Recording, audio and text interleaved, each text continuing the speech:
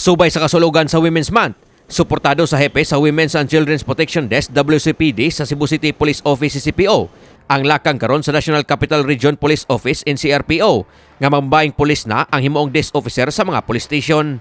Matod sa hepe sa WCPD sa CCPO nga si Police Captain Galil Nacario nga makaayo ang maong lakang sanglit ang kababayan mas maayo og personal relations kon PR sa katawhan, hilabi na mahitungod sa mga reklamo sa mga reklamante.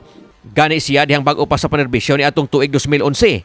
Nahimo usab siyang usa ka desk officer isip usa ka patrol woman sa usa ka police station ug iyar kining nabuhat nga way kakulian. Gihulagway usab ni Nacario nga base siyang kasinatian, mas dili usab magpanuko ang usa ka reklamante nga biktima sa pagpangabuso kuno galing babaye ang ilang maduulan nga desk officer sa usa ka police station. Mo kinang hinungdan nganong ang matag police station nga kasagaran makaduwat og reklamo kalabot sa kababayen og kabatan-unan. Ipasa og ipadangat gayod sa Women's and Children's Protection Desk gikan sa mga desk officer diha mismo sa police station. Nimo makuan atong mga kababayan nga mas open sila nga mo divulge or mo disclose kung unsay nahitabo, unsay ilahang report, unsay violation na nahitabo nila kay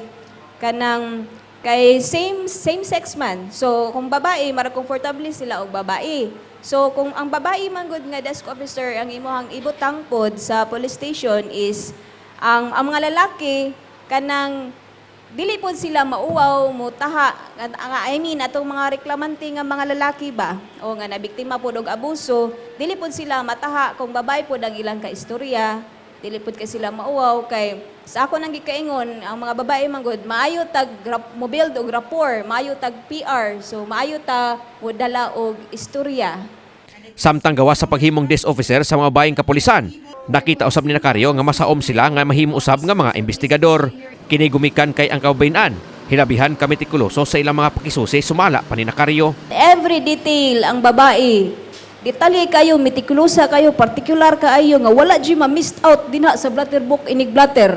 Kinamduman nga ang direktor sa NCRPO nga si Police General Edgar Ocubo, naglaraw nga hulipan og babaeng mga desk officer ang mga laking desk officer sa mga police station sa kauluhan.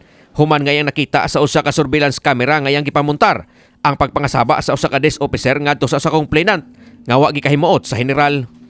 Kini si Greggy Magdadaro alang sa My TV Cebu.